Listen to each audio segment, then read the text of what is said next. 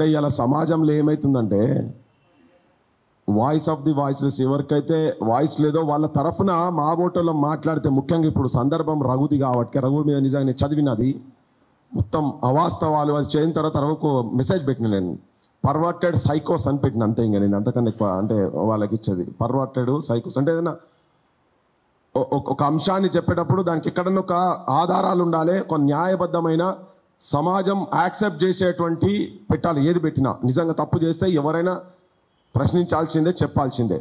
ఇలా వాస్తవం కూడా ఇప్పుడు కాటపల్లి అంశం ఉంది. ఒకవేళ ఇప్పుడు తన సుభాష్ మంత్రి గారు ఒకవేళ రఘుకు చెప్పకపోయినా, తెలియకపోయినా, రఘు ఆడికి పోకపోయినా, నేను యాదిరంకులు మేము అక్కడికి రాకపోయినా, ఇవాళ మిమ్మల్ని పట్టించుకోవడం ఇవ్వలేడు.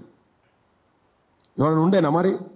మరి సంవత్సరం అవుతుంది పోయి అప్లికేషన్ ఇచ్చి, సంవత్సరం నుంచి తిరుగుతురు కదా, ఎమ్మెల్యే చుట్టూ తిరుగుతుర్రు, నాయకుల చుట్టూ తిరుగుతుర్రు.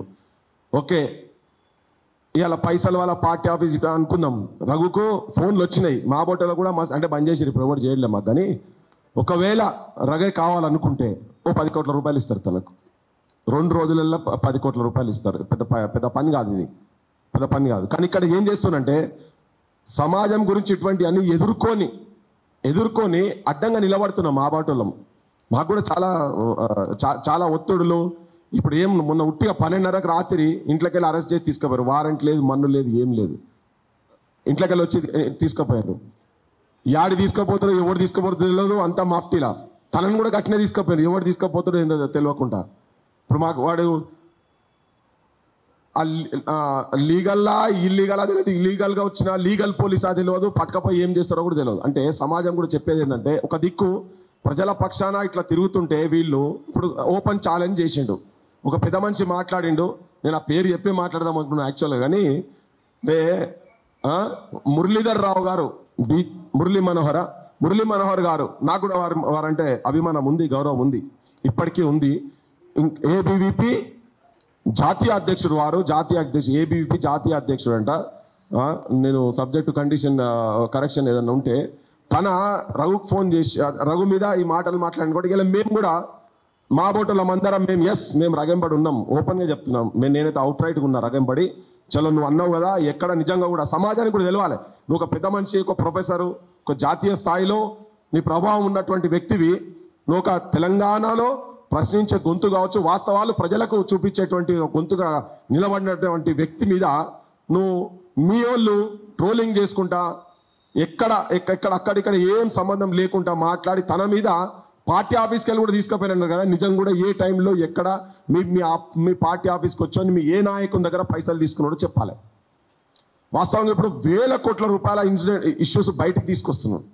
ఈ బయట తీసుకొని సమాజం కూడా గమనించాలి ఏంటంటే ఇట్లా బురద జల్తూనే ఉంటారు. ఇట్లా చూపిండి, ఇప్పుడు చూపిస్తే దేనికంటే అనుకుంటాం. ఇలా ఎవరో రఘొక్కరే ఉన్నారని అనుకోకుండా రగేంబడి మేము అందరం ఉన్నాం. చూపియాలే. నువ్వు చెప్పేదాన్ని నిరూపించకపోతే నిజంగా కూడా బహిరంగంగా నేను ఒక ప్రజల పక్షాన నిలబడ్డట్టు ఒక ఛానల్ యాజమాన్యానికి వ్యతిరేకంగా నేను తప్పుడు ప్రచారం చేసినట్టు నేను కూడా భాగస్వామ్యం అయినందుకు అమరుల స్తూపం కాడికొచ్చి తప్పైందని చెప్పాలి. ఆడిడ కూడా కాదు. ఎందుకంటే వాళ్ళ ఆశయ సాధన దిశగా ఇలా తెలంగాణ లేదు కనుక మా బోటల్లో మేము బయట తిరుగుతున్నాం. దాంట్లో మీడియా తరఫుకెళ్ళి ఒక ప్రధానమైన పాత్ర పోషిస్తున్నాడు తన.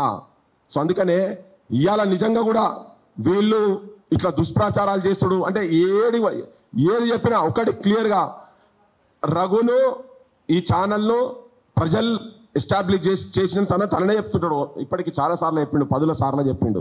రేపు ఏదైనా ప్రజలు కాపాడుకోవాల్సిన అవసరం ఉంది.